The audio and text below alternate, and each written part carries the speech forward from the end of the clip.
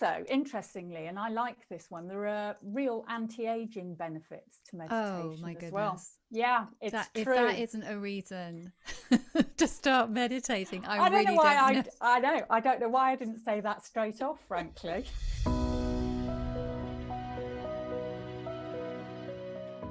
Welcome to this week's episode where I interview complementary health practitioner Helen Jarvis. Helen lives in Surrey, not far from me, and I've benefited personally from her reflexology and also her aromatherapy and her meditation classes. In the interview, we start off with Helen sharing her personal small business journey, how she's a career changer, and we'll talk about how she transitioned. And then we move on to talk about all the different therapies, starting off with meditation and the benefits of meditation and how you can start up meditating if you've not done it before. Then we move on to aromatherapy oils and some of the benefits of those and how combining them is a really good idea to get the maximum benefits from them. And then finally we talk about reflexology and how reflexology has really helped me personally to navigate the menopause and also just the last 12 months. I hope you enjoy the interview. It was so lovely to connect with Helen again because I've not seen her for several weeks or months now actually since the third lockdown. So settle down and don't forget to wait till the end till you get Helen's 3 practical tips that you can put into place straight away. A very warm welcome, Helen. I can't wait to spend the next 45 minutes to an hour chatting to you because we've known each other for quite a while. So We have. welcome. Thank you. Lovely to be here. Thank you for asking me. My pleasure. I know how much you've helped me over the last, I'm trying to rack my brains. I reckon it's about 4 to 5 years. Do you know what? I should really have checked that, shouldn't I? But I didn't. But it must be, if not longer, if not 5 or 6. Yeah. Yeah. So before we talk about your reflexology and meditation and aromatherapy skills, could you share your personal small business journey to start off with, please? I'm really surprised. You told me earlier that I hadn't told you this before, which surprises me because most people do get to hear this because it's a bit odd. So in my previous life, because there is definitely a cutoff, there was a time before and a time after I started becoming a complementary health therapist. And I think it must have been about 29 years ago now. I made Precisely. I know. Did you notice that? I think it was exactly 29 years ago.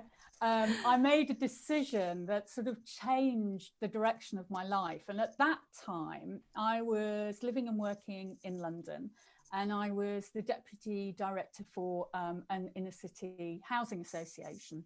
So I was working long hours. I was very stressed. I was thinking, I probably don't want to be doing this in 10 years' time, but I don't really know what else I can do. This is kind of what I trained to do. This is my degree. This is what I do. And at the same time, at that point, my boyfriend, who is now my husband, was writing a computer program for aromatherapy oils. I think it was aromatherapy oils. Goodness knows why. And anyway, I was doing some research for him on the copy for, the oils, what the oils do and what they are. And as I was doing that, I sort of realized that actually there was more to this than just, they smell nice. So I thought, okay, I want to do this properly. I'm going to just go and do a quick weekend course somewhere about aromatherapy, and then at least I'll have some idea what I'm talking about. And I ended up, and this is the bit I've got amnesia about because I'm not sure how this happened, but I ended up enrolling on a 2-year, all singing, all dancing, aromatherapy, reflexology, anatomy, physiology, pathology, complementary health course, which involved me going into college every other weekend for 2 years, just over 2 years, and then doing the day job at the same time. And I can remember distinctly my first day going into college with my anatomy book under my arm kind of thing. And by the end of the first lecture, I just thought, this is exactly what I should be doing. I love it. I'm absolutely so glad I made that decision. And that was it, really. And I never looked back. So once I qualified, I got a job at the Sanctuary Spa in Covent Garden. Do you remember that? Yeah, I used to go there. I loved it there. Yeah. You might have treated me. Who knows? I may well have. Who knows? And I'm trying to think. There was the name of a film, wasn't there? With what's Joan her name Collins. on? Yeah, Joan Collins on the swing. Was it The Boyfriend? Don't know. Anyway. I don't know. Anyway, that was a really grueling apprenticeship, really, because it's production line therapy. It's one in, one out, one in, one out. Hard work, long hours. I got married, moved to Surrey, all of that sort of thing happened. And I was still working at the Sanctuary, commuting into London. But by this stage, I was working part-time, I think, because I was setting up my own practice, and I was doing training for them as well at that point. And then I left and I worked in various different sort of clinics and therapeutic environments. And my own clinic at home here was getting busier and busier. And then I think I'm doing it again. I think exactly 10 years ago. You've been genning up before. You've been looking through your notes, haven't you? Oh, well, Thank you. Do you know, some people are really good with numbers and road names and things, and I'm just never am. They can always remember their house number and their old telephone numbers. That's not me. I decided 10 years ago. 10 years ago, exactly. I decided that so I was nearly 50 at that point, and I decided I'd got all this wealth of knowledge and experience. I really just wanted to pass it on a bit, felt like the right thing to do. So I did a teaching qualification, and then I started working at Esher College, which is a local sixth form college to us. And I started working for their adult education, and I was teaching aromatherapy, reflexology, meditation, and other stuff. And again, I had exactly that same feeling. I just thought, I love this. It's great, passing all this stuff that I've gained, all this information that I've gained, and you know, been working with all these years, passing that on. So that was lovely. And then, and I don't have an exact one for this, it's something roughly like 7 years, 8 years-ish. I got together with my yoga and Pilates teacher, Lisa, and we got together and we started teaching. I mean, she's been teaching in this area for a long, long time. But we joined forces, and I started teaching meditation and mindfulness locally at that point too. And everything was going swimmingly, and it was busy and, you know, successful. And it was all kind of slotting into place beautifully. And then we had a global pandemic, Rona. Like you do. Like you do. Before we talk about the challenges over the last 12 months, let's talk about meditation, because that's how I first came to know you. A friend of my husband, who he cycles with, mentioned about your classes, because I used to go to classes locally, and the lady moved away, and I was because I tried to meditate on my own, but it just wasn't the same. So you were holding meditation. You still were. Well, when the world gets back to normal, you'll be back to holding them in person. But meditation is one of those things that maybe 10 years ago was a bit woo-woo. But don't you feel in the last, I don't know, will you tell me how long it is since you think that meditation has become much more, or the awareness of meditation has become much more mainstream? It seems to me, or it feels to me, as if that has happened quite quickly. I think things have changed, certainly. So let's think, I've been teaching meditation for 10-ish years, perhaps slightly longer. And in that time, I think when I first started teaching meditation, there was a definite sort of person that was likely to come along to your classes. I don't mean that in any detrimental sense at all.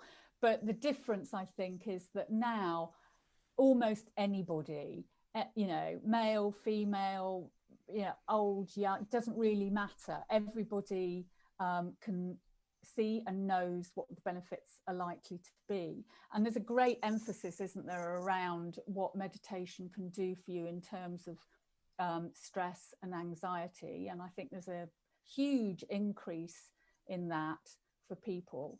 And, it's doctors recommend meditation for anxiety and stress now. So it's much more mainstream. It's much more acceptable.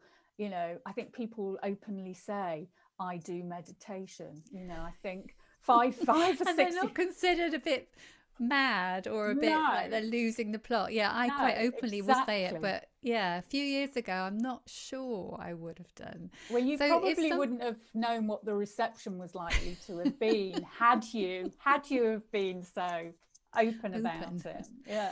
So if somebody hasn't meditated before, Helen, can you just give a sort of, I know there's so many benefits, but just a sort of summary of some of the benefits that you can get from meditation, please? I think one of the interesting things about meditation is that there's a lot of research about meditation. A lot of research has been done into what happens in the brain when you're in a meditative state and how the brain changes.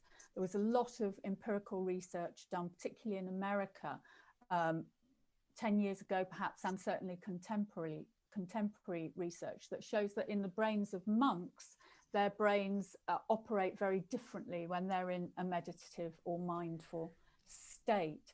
And what that means is that we know that meditation works and that meditation has certain benefits, certainly in terms of lowering your stress levels, lowering levels of anxiety, helping with sleep, helping to calm the central nervous system down. It helps with focus and creativity. It helps with decision making. It helps on a physical level with your physical health as well. And in fact, there are so many benefits from meditation that it's sort of quite difficult to sum up concisely. And I think when you have a go at meditation, in fact, this morning I was recording a video for beginners, a beginner's guide to meditation. So going right back to the basics of meditation. If you can take your mind back that far, Rona, I'll have probably done this with you at some point in time.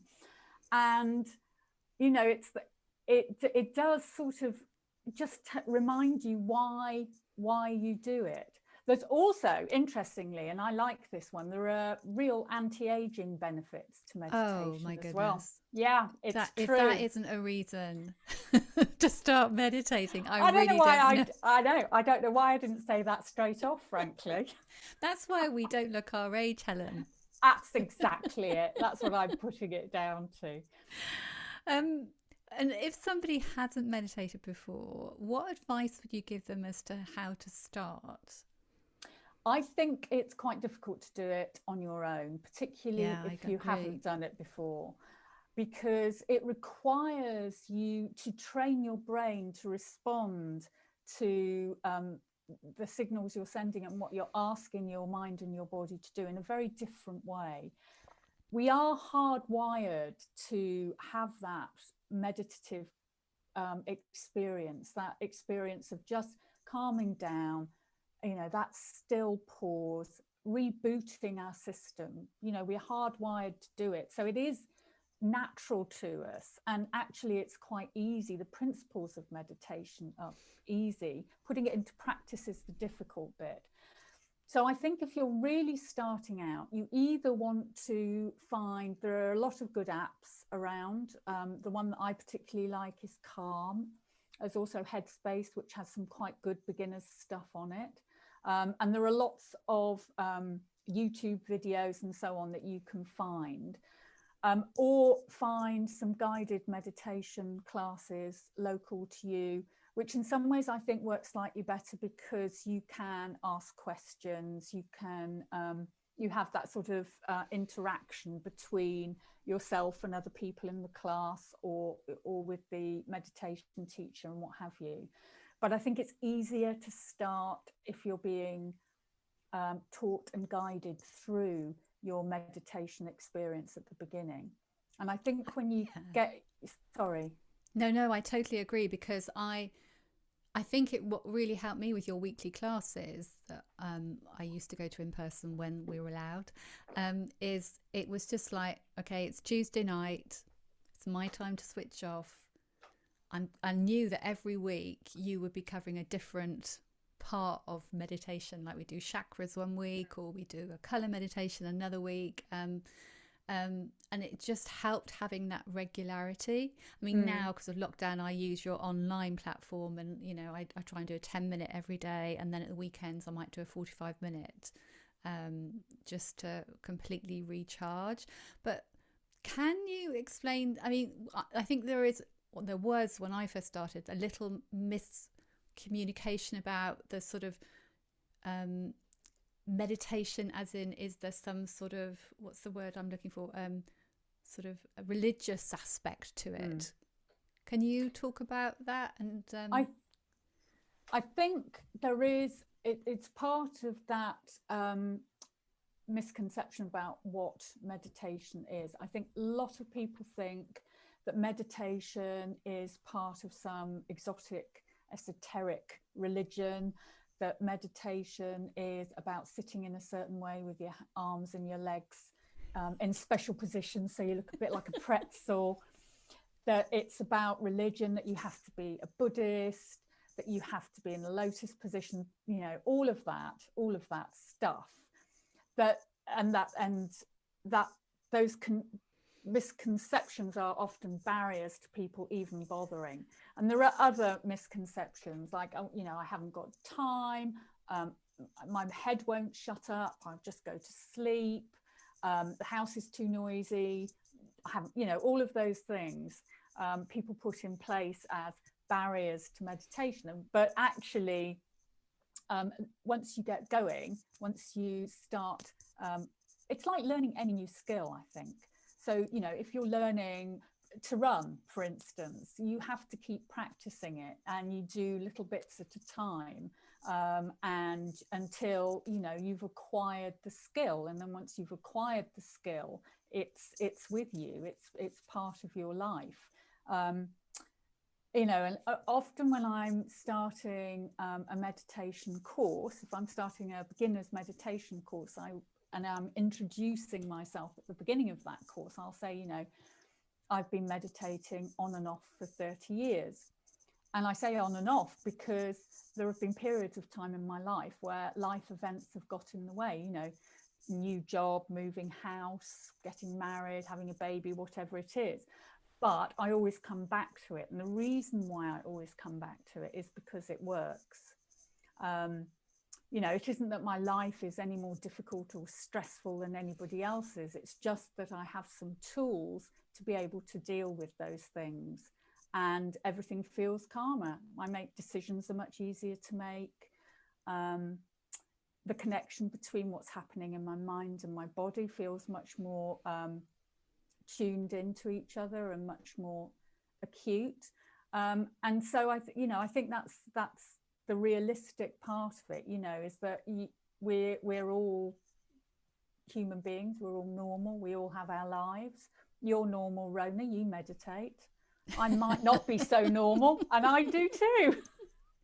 You see, for me, I have got a routine, which I found really helps. So every lunchtime, my husband and I will go for a walk, and as soon as we get back from the walk, before I go upstairs to work again, I have 10 minutes meditation, listening to one of your online recordings. And I find that it's just like, it's like putting your hand in an electric socket and re-energizing for me. And then at the weekends, if I've had a really crazy week, I do a 45-minute, and that occasionally I'll fall asleep. And that's fine. Yeah, and I'm like, oh, I just come away feeling so rested.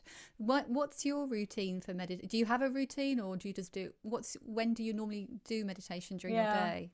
I normally do meditation first thing in the morning. So I'm an early riser person. So I'm up at 5:45-ish. Whoa. Um, I know, I know. But that's just how I am. I'm much more efficient and better in the morning than I am in the evening. So I will do yoga and meditation first thing in the morning. Um, For how so long you're meditating? meditating probably 10 minutes in the morning. Okay. Um, and I think that's another thing that people think that, I can't possibly have time to meditate because it's going to take up such a huge part of my day. And in fact, it doesn't have to. You can do No. 5 minutes, 10 minutes, 20 minutes, and that can be just as effective, particularly if you're doing it regularly, like you are, as, doing a whole hour, all singing, all dancing number. And then on top of that, I will build in perhaps the odd, if I feel I need it, if I'm feeling a bit, or, that kind of thing, then I will zone out and have a little meditate. I love doing mindfulness. So walking, I will be doing mindfulness. Can you explain mindfulness as I well, Helen? know, I Because know. Yeah. it took me ages to get my head around it. So mindfulness, everybody's heard of it. It's such a buzzword. It's such a sort of popular thing. But basically, all meditation is mindful. And all mindfulness is it's a form of meditation. And being mindful is about being in the moment, in the here and now. So you're using all of your senses. And I've got a nice little exercise for you later, which I won't talk about now. I'm going to save that one for you. One of your 3 tips. Yeah. That means everybody's got to listen to the end of this now. Absolutely. Just to find out what it is. Yeah. So it means being in the moment, using all of your senses to experience what's happening now. So you're not thinking and worrying about the past, and you're not planning and getting yourself in a state about what's got to be done in the future, what's coming up. You're, for that time, you're purely in the moment. And of course, what happens to most of us is that we miss what's happening in the moment, and our lives just whiz by because we're always planning and moving forward and, regretting things and planning things and all the rest of it. So that means that you can use mindfulness in any of your daily activities. So whether that's going for a walk, whether that's doing washing up or gardening or swimming or any of those things, you're just experiencing all of the things that are happening to you right in that moment. So if you're washing up, for instance, it's the temperature of the water, it's the feel of the warmth of the water, listening to the sound of the plates being stacked on the drainer, and etc. etc. So mindfulness is really useful because when you bring all of your senses into the here and now, you really acutely hone your focus, and it immediately calms your central nervous system, which is a good thing. Especially at the moment. Especially at the moment. And interestingly, mindfulness is really good for sleep, because one of the things that keeps us awake, especially if we wake up in the middle of the night, and a lot of us have been doing this over the last year, I think, wake up in the middle of the night and your brain kicks in and you can't shut it up. And, mindfulness and breathing just keep you right in the here and now. So your brain isn't going off. So what would you recommend? As I've experienced that this week. So are you saying you're just very conscious of the way that you're breathing in, you're breathing out? So all of your attention is on what your breath is doing, and you're trying to keep your breath nice and calm. You're trying to breathe from your belly in the main. I think that's the most relaxing breath you can use. And every time your mind starts to wander off into thinking or you know the nonsense thoughts we have in the middle of the night. You start thinking about what stamp you're going to put on the letter you want to send tomorrow. Ridiculous. Who cares? You just come back to following your breath, slowly in, slowly out. It's really simple, but it works. Absolutely. Now, we've talked about meditation, but I really want to talk about two other aspects that I've benefited from your knowledge. More recently is, two actually more recently, is reflexology and aromatherapy. And every day I have another ritual. I sound like a ritual queen, don't I? You do a bit. Yeah. It's keeping me focused and keeping me sane in this mad world we're living in. Yeah. So before I sit down at my desk in my office, I've got an Aroma Stone, which you recommended. So if anybody, I'll put a link below if anybody wants to see what they look like. So basically, instead of having a candle and a little dish above you or a vaporizer, it's something ceramic, I think it's made of, and you plug it into the electric. And I put in my blend, I call it recipes, you call it blend, of aromatherapy oils, that all the lovely recipes you've given me. I'm on 4 lime, 3 blood orange, and 3 black pepper. So 3 drops. Lovely. Yeah. That's quite an energy one, Rona. I've needed it to set up this podcast. So can you talk to us about aromatherapy and the benefits that you can get from burning essential oils, please? Yeah. Well, essential oils are the oils that come out that are released or extracted from plants. So that can be flowers, it can be fruit, it can be resin from bark and twigs and leaves and herbs and all of these things. And there are various methods of extracting the essential oil from the plant. And interestingly, the essential oils in the plants, one of their jobs is they act as the plant's immune system. So that means that oils are really effective at working with our immune system. So they're really good for our immune system, but they're also good for us on lots of other levels, to different levels, mentally, emotionally, not just physically. And they broadly fall into certain camps. This is a gross generalization, but you have, why not? You have citrus oils, which are generally your sort of sunny, mood lifting oils. You have your oils that are extracted from flowers, from petals, and they tend to be emotionally uplifting and supportive oils. And then your resiny wood oils are much more supporting from the ground. And all of these oils support you emotionally as well as physically.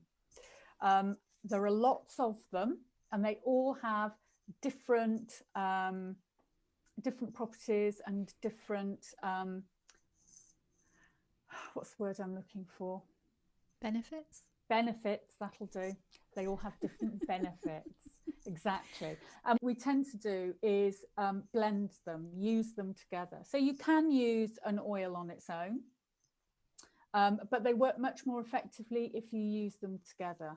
And that's because of a concept called synergy, which means that you get, if you use one oil, you get the benefits of that oil. If you use 3 oils, you get the benefits of the 3 oils, but they also interact together, which gives you another whole set of lovely, fantastic benefits too. I love them. They're great. I can't do anything without them, whether that's meditation or, just wanting a room to smell nice, or wanting to use them to clear, negative energy from a space, whatever it is, they're amazing. I totally agree. And I wouldn't be without them. And I love it when I come back upstairs after lunch and I walk into my office and it's like, oh, that smell. Because when you're in it, you don't sometimes smell it. But when you walk back in and you go, oh, and really uplifting. If somebody hasn't tried aromatherapy oils before, I totally recommend them. I know on your website you've got a listing as well of the oils and what the benefits are. Yeah. So let's touch on reflexology, because for me it was pretty a big game changer when I was tackling the horrible menopause. I remember I was coming to some meditation classes, and I was saying, you were asking me very kindly, how are you, Rowan? I'm like, oh, I'm really struggling with the menopause. You went, have you tried reflexology? And I was like, no, but I'll try anything, Helen, to try and feel better. And I've had reflexology with you when the world was normal every couple of weeks. So let's talk about reflexology and the benefits of reflexology. Reflexology is very clever. I mean, it's been around since the ancient Egyptians. There are pictures on the walls of the tombs showing almost exactly the same reflex points that we use now. And the theory behind reflexology is that you have all these reflex points on the feet, and they correspond to organs and systems in the body. And by working your way around those reflex points, what I mean by that is you're applying pressure. I mean, gentle pressure, don't get alarmed. You're applying pressure to these reflex points. You bring the body back into balance. So anything that isn't working quite as it should starts to sort itself out. So it's facilitating the body's own ability to heal.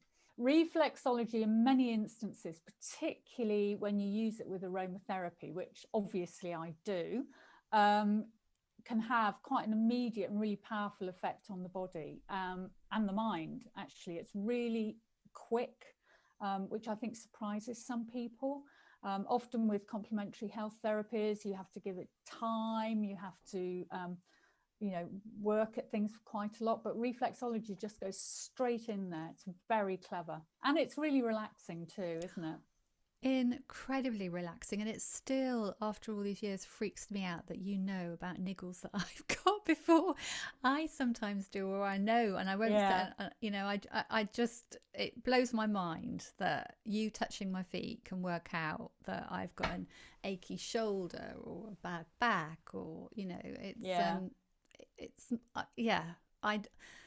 I don't need to understand it completely to realize how much I benefit from it. So we talked about meditation, we talked about aromatherapy, and we talked about reflexology. Now, I know the last 12 months have been challenging in that you haven't been able to give as many treatments as normal, but the clients that you have seen or gone into contact with, what have been their biggest challenges, and how have you helped them this year?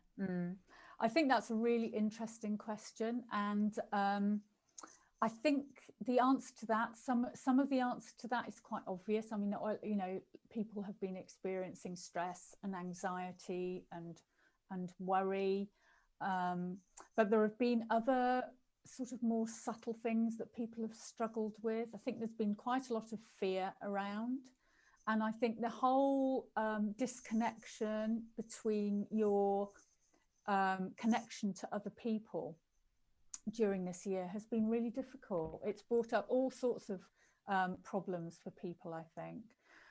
There's been problems with sleeping, panic attacks and anxiety, worrying about what's going to happen, how it's all going to pan out. And in terms of how I've been able to give people advice about that. A lot of that has been through some of the videos that I've been doing, particularly the wellness and health videos. So lots of advice about different oil blends you can use if you're feeling anxious, if you need some resilience. I think people have been feeling quite weak, quite sort of undermined, and it shows up in lots of different ways. There's that sort of awful lethargy that I think we've all had from time to time, just no energy, which seems ridiculous because you haven't actually been doing anything. Sort of like, oh. So essential oils are fantastic for all of that, because they're really supportive. They build your strength up from the bottom upwards. So they're grounding. They give you lots of sort of grounding energy and strength. And I think that's been really useful. Obviously, sleep has been a big issue. Disturbed sleep, worried sleep. So, meditations that directly deal with sleep. I've been doing some things like sleep stories, which have been quite useful. And I think it's, you know, it's just sort of saying that it's okay, and it's okay for it to feel rubbish, and it's okay to admit that we're all struggling, and there are ways that we can help ourselves, empower ourselves, give ourselves strength, you know, through it all, really. So how have you personally found the last 12 months and the impact on your business? What have you had to amend and change to be able to still be in business? Well, it's been a steep learning curve, Rona, that's all I can say. In reflection, or in relation to technical? Yes. I have many talents. Technology is not one of them. But you are a whiz now, I'm sure. Oh, well, ish. So, you know, I can remember very clearly on the 7th of March sitting in the Vera Fletcher Hall, which is one of the local venues that my colleague Lisa and I work from, going, we're just going to have to close the classes. And it seemed like such an as it did for everybody, I think, at that stage, just before the first lockdown. Such an extraordinary thing at that stage that we were talking about closing our businesses for whoever knew how long that would be. And then sort of within that week, I'd started recording meditations on my phone and emailing them out to people. I don't know if you remember that. Yes, I do. Yeah, I do. And then setting up a YouTube channel, because there were so many by this stage, we, you know, didn't know what to do with them all. And then getting into the extraordinary world of cameras and microphones and lights and all of that. And it's a minefield, especially if you wear glasses. I really am going to have to try and get this my contact lens thing sorted out, because ring lights and big glasses are just a nightmare. So it's been a steep learning curve. And then not that long ago, I suppose, we set up a website platform for all of these videos, because there are more than 200 now, and there are nearly 100 meditation and complementary health, wellness and health videos, so they had to go somewhere. And that's been a bit of a game changer, actually, and that's made a big difference. And now I'm live streaming meditation classes too, which I'm actually really enjoying.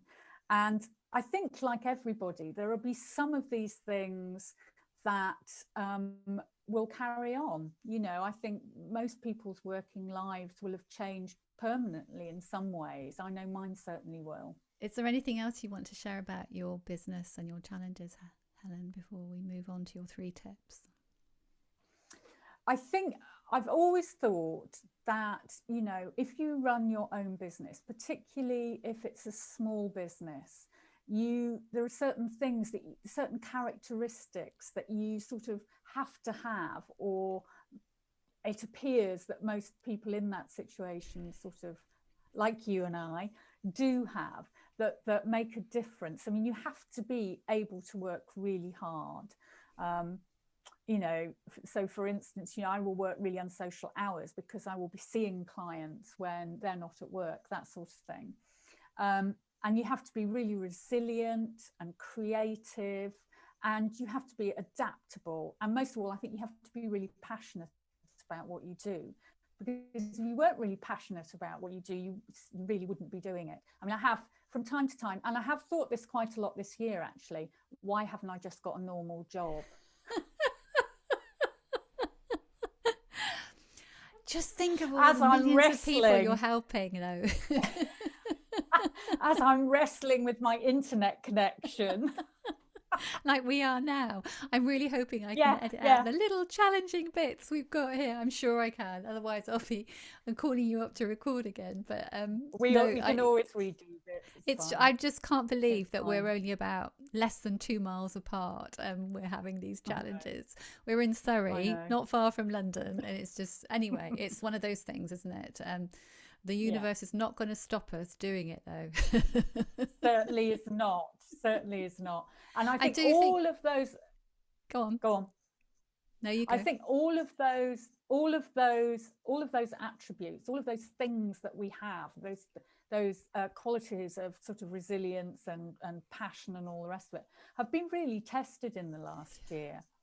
I think that, you know, it's been a real sort of challenge to sort of, not just to keep your business viable and going and somehow, it's also been that sort of stop-start element of it, which I've personally found particularly difficult. So, you know, when we come out of lockdown and we go into tier something or another, and you can go back to work again, you can go back to seeing clients again, running classes again, all that with all the COVID restrictions in place, obviously.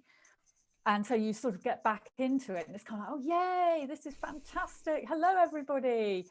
Yeah, we're back. And then, oh, no, we're not. We are. No, we're not. I've personally find that much more difficult than sort of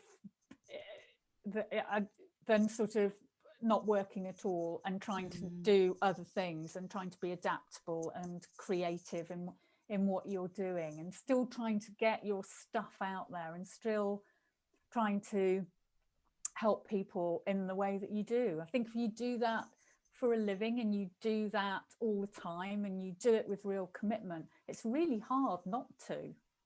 Actually, it's really hard not to carry on doing that in some shape or form, you know.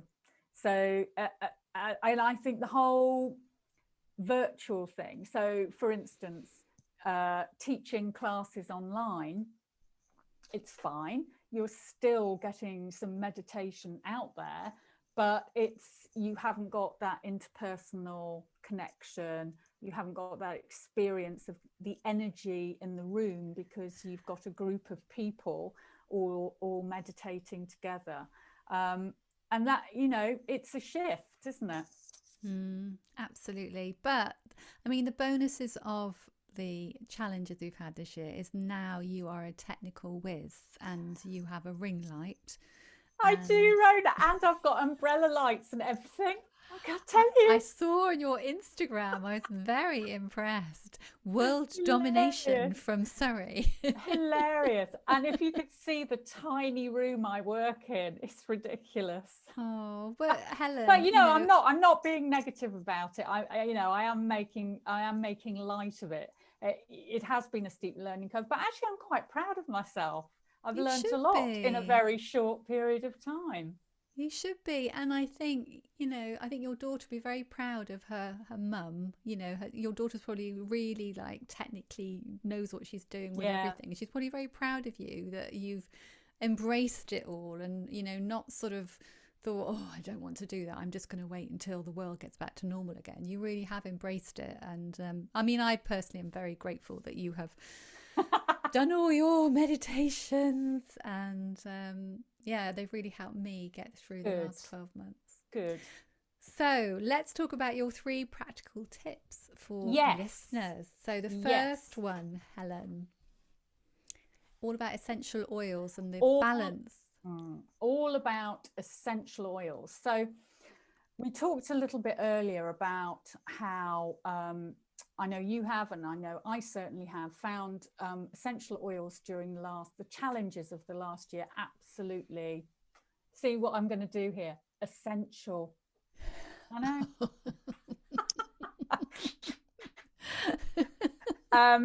So I have one particular blend that I would like to share, which is the blend that I have come back to and come back to and come back to. It's probably the blend that I've used the most during the last 12 months. And so I want to share that one. And this blend, I'm looking over here because I happen to have the bottles here. I'm just going to pick one up. There we go. The blend is lavender, geranium and bergamot. And the properties of lavender that are particularly good in this blend are that lavender is good for stress and anxiety, and it's really good for your immune system. Geranium is really good for anxiety and stress as well. It's also balancing, relaxing, and it's really good for your central nervous system, calms it down, and it smells amazing. I love geranium. And the third one is bergamot, which is a citrusy one, and it's quite an astringent citrusy one, but it's really good for positive thinking. And that has felt quite important to me over the last 12 months, is to stay positive and good humoured about it all. And I would use those 3 oils, as you suggested earlier, in an Aroma Stone, in an oil burner. But you can also use them in a vaporizer. You can use them in the bath. You can pop them on a flannel or a sponge in the shower.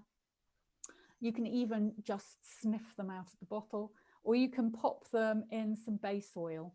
And base oil would be sunflower oil, vegetable oil, sweet almond oil. You want about half an egg cup.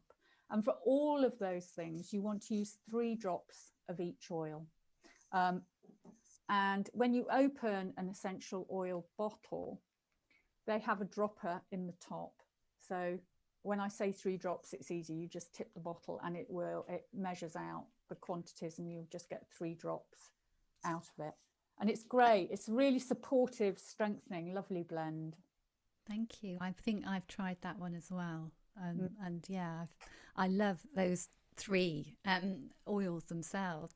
So Helen, I know I've struggled at the beginning knowing where to buy these oils online. So are there any particular websites that you recommend that people can visit? Yeah, there are three that I use on a regular basis, and they're all good quality, reliable suppliers, and they're not stupidly expensive. You can spend a lot of money on essential oils, and for day-to-day use you really don't need to.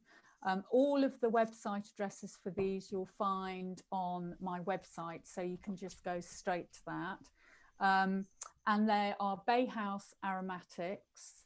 House Aromatics sometimes are slightly more biased towards trade customers and therapists, but even so, they have sort of changed themselves around a little bit recently.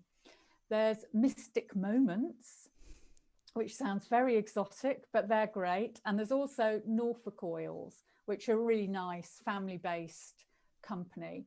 And depending on what you want and what's available and what the pricing's like, you know, shop around a bit. But those 3 are the ones that I use that I think are good. Brilliant. Thank you. So that's number 1. That's number 1.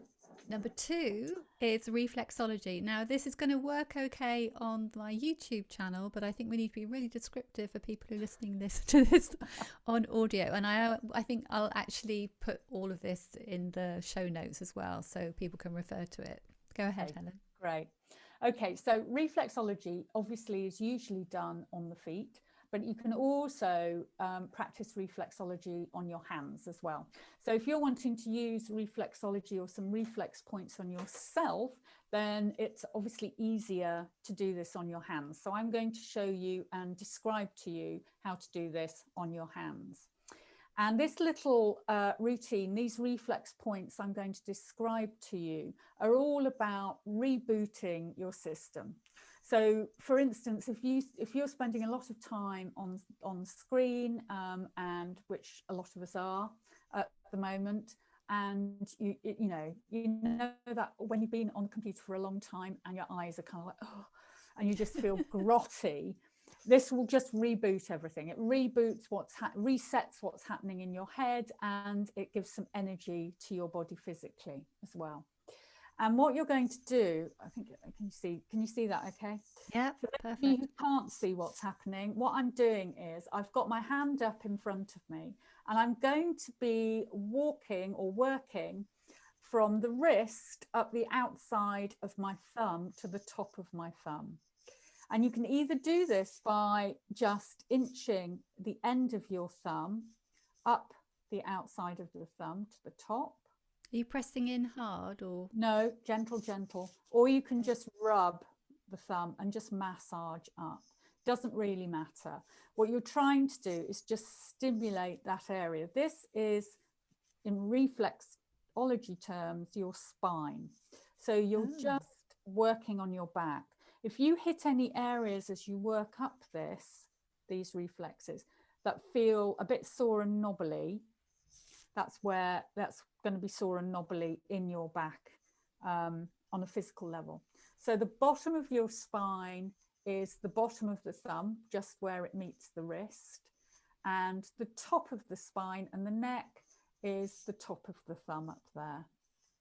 Wow. And you give it a good old rub. I've got a nice knobbly bit there, which is between my shoulder blades. That makes absolute sense. Does it matter which hand you use, Helen? No. Okay. You're going to do it on both hands. Okay. So I'm starting on my left hand and I'm working with my right thumb and just giving that a good old rub up there, giving the spine a nice relax, working all the muscles up the back on either side of the spine, the vertebrae. Then I'm going to take my finger and I'm just going to place it on the top of my thumb. And just apply a little bit of pressure and rotate your finger. Doesn't matter whether you're going clockwise or anti-clockwise in this instance, about 6 times. And this is the brain reflex. So I know I use this one a lot. And what you're doing is you're refreshing the brain. You're just giving it a bit of downtime. It's the brain's version of a sigh. So it's going, oh.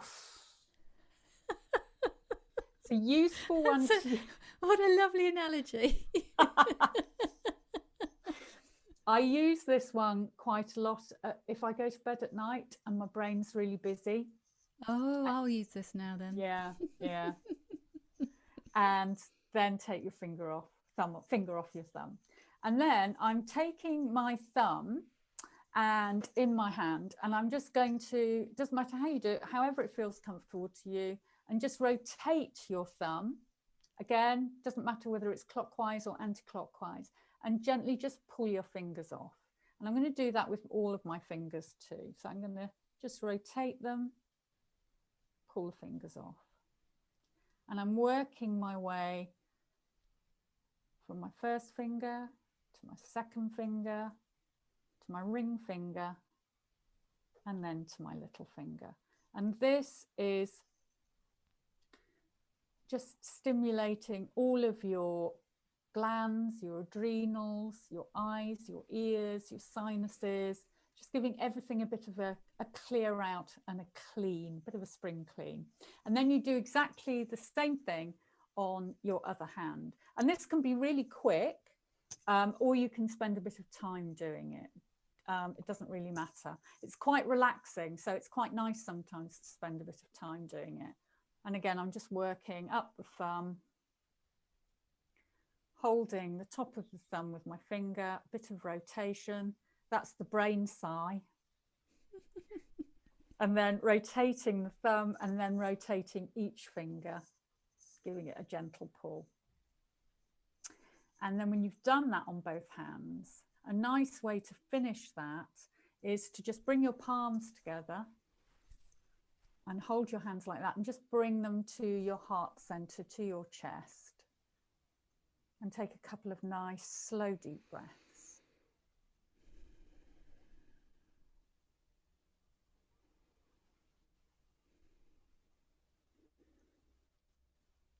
And then you're good to go. You're either good to go or you're good to go to sleep, one of the two. But you're literally rebooting your system, plugging yourself into the mains and just calming down. Super. I will have that next to my desk. Or maybe I'll have it by the telly. If I'm watching something, I could do it while I'm watching the telly. Yeah. Right. Number 1 was essential oils. Number 2 is reflexology. Number 3 has to be Yeah, it has to be meditation.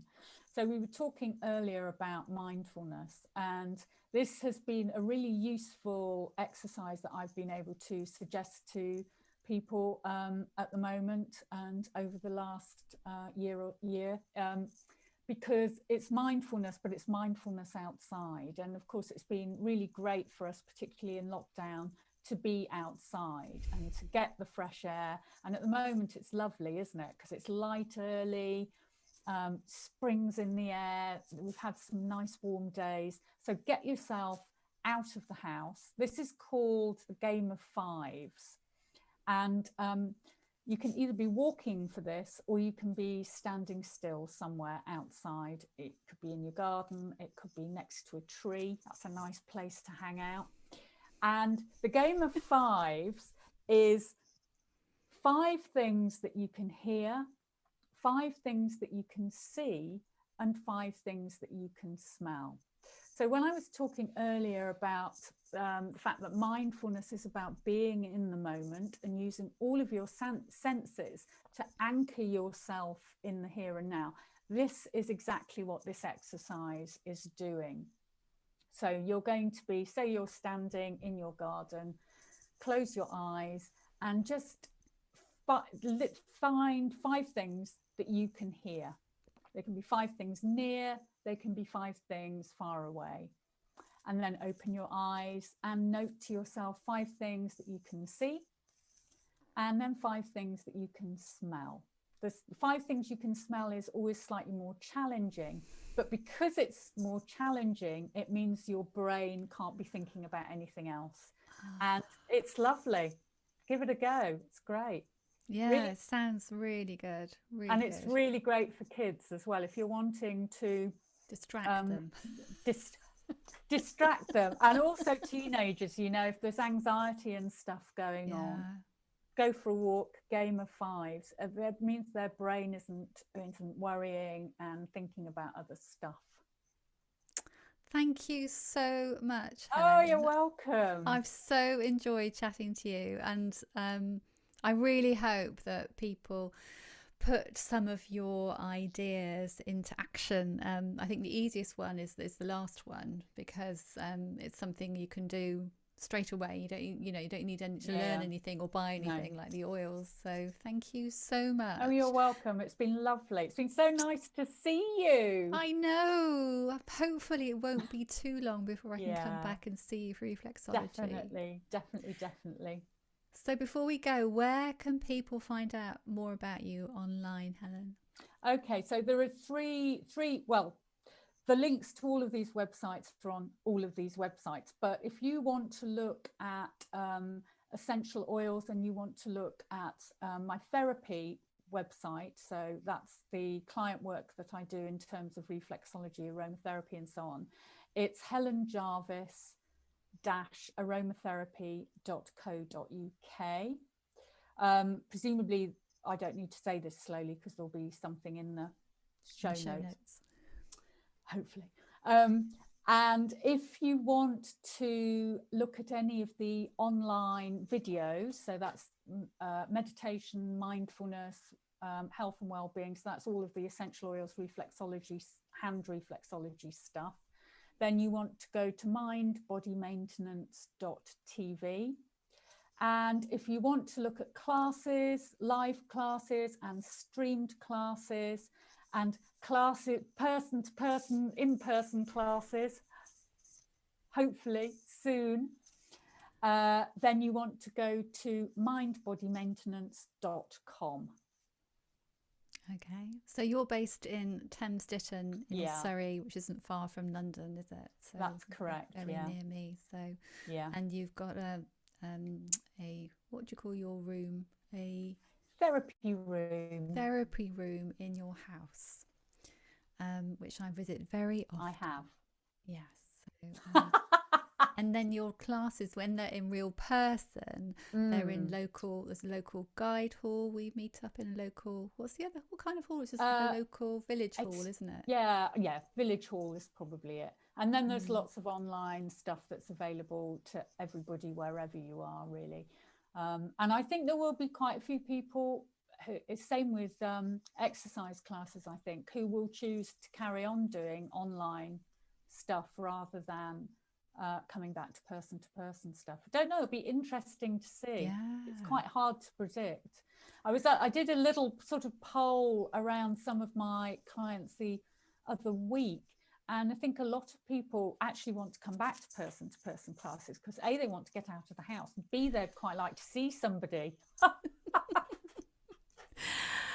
Yeah, we'll just have to wait and see how the year pans out, won't we?